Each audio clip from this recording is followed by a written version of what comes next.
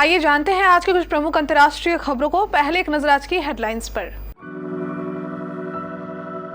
मेरे बंदे पर भरोसा करें, आबकारी केस में ईडी की चार्जशीट के आरोप पर केजरीवाल बोले ये पूरा फिक्शन। एक फोन कॉल और पूरी अयोध्या में मच गया हड़कंप जब राम जन्मभूमि मंदिर को बम से उड़ाने की मिली धमकी। मोदी सरकार के बजट से क्यों गदगद हुआ तालिबान। कमाओ, खाओ और बचाओ के फलसफे से तौबा, अब बस कमाओ और उड़ाओ। बीबीसी डॉक्यूमेंट्री बैन के खिलाफ सुप्रीम कोर्ट में सुनवाई। आज याचिकाकर्ता ने कहा बैन का फैसला मनमाना। रिजिजू बोले याचिका से समय बर्बाद होगा। अब राज्यसभा के फ्रंट रो में बैठेंगे पी चिदंबरम और दिग्विजय सिंह। मनमोहन सिंह की सीट हुई पीछे। इस मुल्क में पुलिस और अपराधी कैसे समलैंगिकों को बना रहे हैं निशाना। जंग का साल पूरा होने पर रूस करेगा बड़ा हमला, यूक्रेन के डिफेंस मिनिस्टर का दावा। दादा साहेब फाल्के पुरस्कार से सम्मानित दिग्गज फिल्म निर्देशक के विश्वनाथ का निधन। और ईशान किशन ने सुमन गिल को जड़ दिया थप्पड़, जूते पहनकर बेड पर कूदे, वीडियो वायरल। दिल्ली आबकारी घोटाले मामले के एक आरोपी आम आदमी पार्टी के कम्युनिकेशन इंचार्ज विजय नायर ने अपने फोन से इंडोस्पिरिट्स के एमडी समीर महेंद्रू और दिल्ली के मुख्यमंत्री अरविंद केजरीवाल के बीच फर्स्ट टाइम वीडियो कॉल की व्यवस्था की थी। प्रवर्तन निदेशालय के एक नई चार्जशीट में यह आरोप लगाया गया है। एजेंसी के आरोप है कि आप नेताओं की ओर से विजय नायर ने दिल्ली शराब नीति में लाइसेंस के लिए साउथ ग्रुप से एडवांस के तौर पर रुपए लिए हैं। एक मीडिया रिपोर्ट्स के मुताबिक चार्जशीट में यह भी दावा किया गया है कि केजरीवाल की आम आदमी पार्टी ने कथित आबकारी घोटाले की राशि का उपयोग गोवा में अपने चुनाव प्रचार के लिए किया। एजेंसी का आरोप है कि सर्वेक्षण टीमों के वॉलंटियर्स को 70 लाख रुपए का भुगतान किया गया था। अयोध्या में श्री राम जन्मभूमि मंदिर को बम से उड़ाने की धमकी मिली है, जिसके बाद से हड़कंप मच गया। ये धमकी गुरुवार सुबह मनोज नाम के एक शख्स को फोन कर दी गई। मनोज कुमार अयोध्या के रामलीला सदन का रहने वाला है और मौजूदा समय में प्रयागराज में रह रहा है।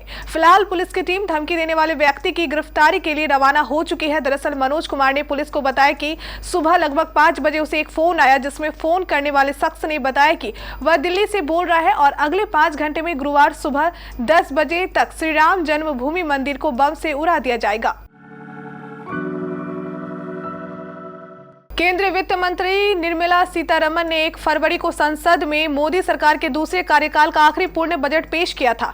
इस बजट में अफगानिस्तान के लिए विशेष आर्थिक पैकेज का ऐलान किया गया था, जिसके तहत भारत विकास कार्यों के लिए अफगानिस्तान को $2.5 करोड़ की धनराशि देगा।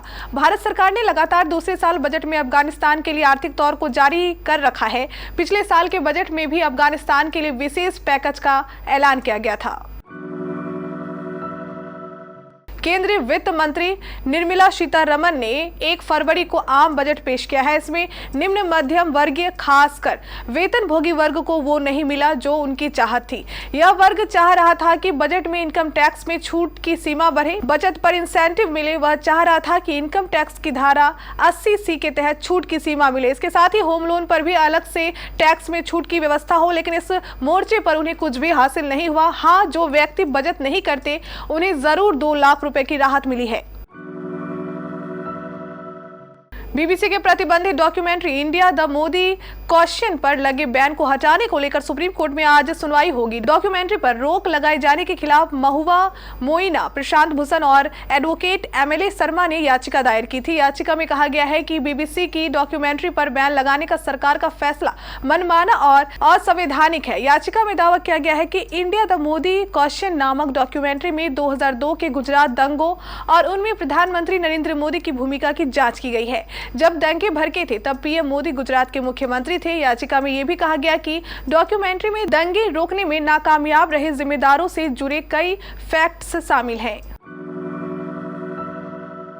पी चिदंबरम को राज्यसभा में बैठने की सीट को लेकर बदलाव किया गया है।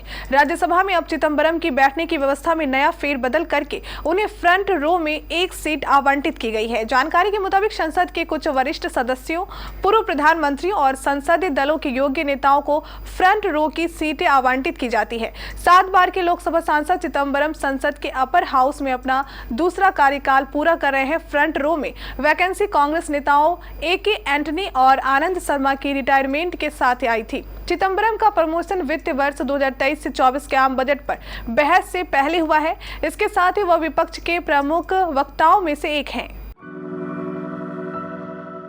मिस्र में समलैंगिकता बड़ा सामाजिक कलंक माना जाता है। लंबे समय से यहां से आरोप लगाए जा रहे हैं कि पुलिस इंटरनेट पर एलजीबीटी समुदाय से जुड़े लोगों को निशाना बना रही है।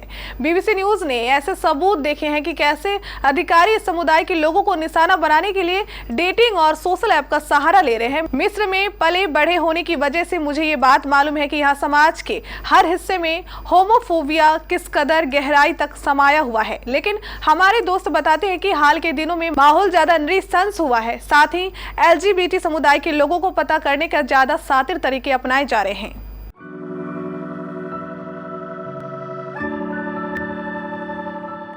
यूक्रेन के डिफेंस मिनिस्टर ओलेक्सी रेजनिकोव ने दावा किया है कि 24 फरवरी को जंग का 1 साल पूरा होने पर रूस बड़ा हमला का प्लान कर रहा है।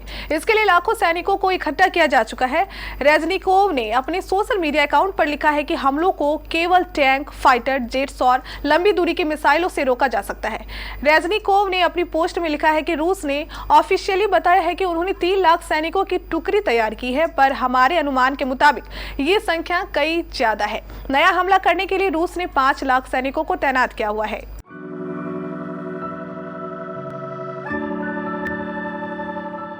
2016 के दादा साहेब फाल्के पुरस्कार से सम्मानित दिग्गज अभिनेता और निर्देशक के विश्वनाथ का गुरुवार को हैदराबाद के एक निजी अस्पताल में निधन हो गया।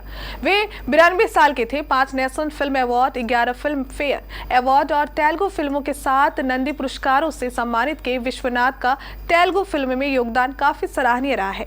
उन्हें 1992 में पद्मश्री सम्मान भी मिल चुका है। उन्हें कई अंतर्राष्ट्रीय सम्मान भी मिले। उनके निधन पर कई हस्तियों ने उन्हें श्रद्धांजलि देते हुए उनके काम को याद किया है।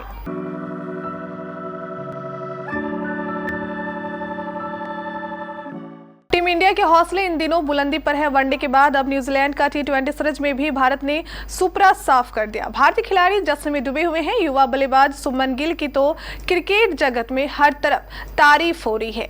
अब युजवेंद्र चहल, ईशान किशन और शुभमन गिल का एक वीडियो सोशल मीडिया पर वायरल हो रहा है। इस वीडियो में ईशान किशन शुभमन गिल को थप्पड़ मारते और जूतों के साथ उनके बेड पर कूदते नजर आ रहे हैं। ऐसा लगता है कि यह वीडियो अहमदाबाद में हुए तीसरे और फाइनल T20 के बाद का है। न्यूजीलैंड के खिलाफ इस मैच में शुभमन ने धुआंधार शतक जड़कर भारत को सीरीज 2-1 से जिता दी।